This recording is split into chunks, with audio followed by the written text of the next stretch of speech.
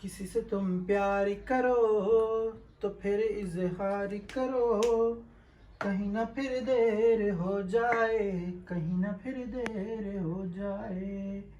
किसी पे एतबार करो तो फिर इकरार करो, कहीं ना फिर देर हो जाए, कहीं ना फिर देर हो जाए। शौरी वरी काने तैयारी बधी आ तू। अम्मा मुझे एक्स्ट्रा क्लास आए ओना पे वञा। एक्स्ट्रा क्लास इहो वरी छा थींदो आहे? तू कॾहिं यूनिवर्सिटी वई हुजे त तोखे ख़बर हुजे न त एक्स्ट्रा क्लास छा हूंदो आहे। अम्मा क्लास मिस थी वेंदा आहिनि कुझु, जंहिंजे करे एक्स्ट्रा क्लास रखंदा आहिनि टीचर्स। को ज़रूर कोन्हे एक्स्ट्रा क्लास वठण जो, जेतिरो तू पढ़ी आहे इहो ई गंजो आहे असां खां। अम्मा प्लीज़ ईअं न कर, अम्मा मुंहिंजी पढ़ाई डिस्टर्ब थी वेंदी। मां अम्मा छा कंदसि? दिमाग़ त ख़राब न आहे तुंहिंजो? ईअं उबता सुबता जवाब थी ॾे पई। को ज़रूर न आहे त माना को ज़रूर न आहे।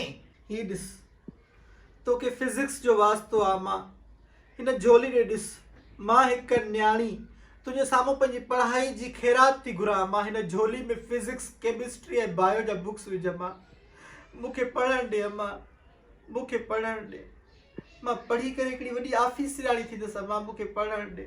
भले सॼो साल तूं पढ़ी गंज कया न, हाणे हिकिड़ो ॾींहुं जेको आयो तूं न वईअ त आसमान उकिरी पवंदो। बुढी नथी मरे पई इहो मूंसां कूड़ ॻाल्हाईंदे।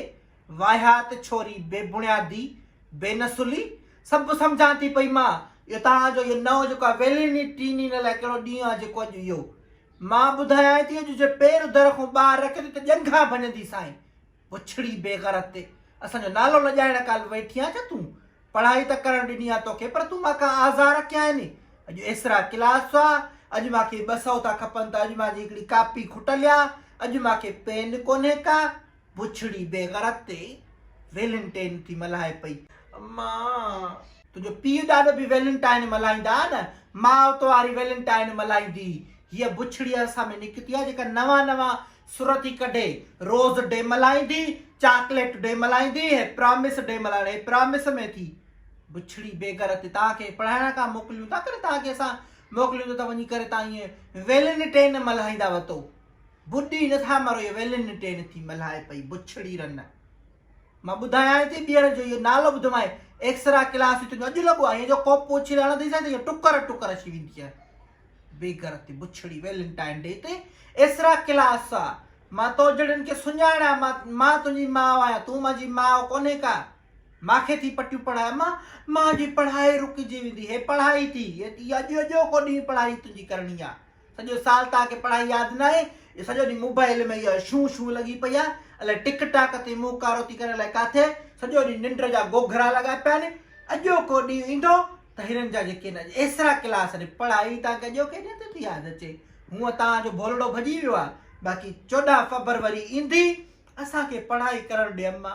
मां झोली थी झलिया, हे झोली थी झले। हे वेलेंटाइन में थी, हे बॉयफ्रेंड में थी, हे उन्ही में आहे जे तो जहिड़ी लहोड़ी खे पसंदि कयो आहे।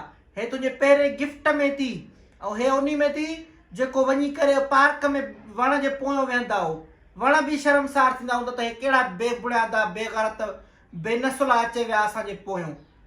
लॼायो अथव वणनि खे बि। तव्हांजे करे मुआशिरो ख़राबु थी वियो आहे। वेलेंटाइन थियो आहे पुछड़ी बेग़रत।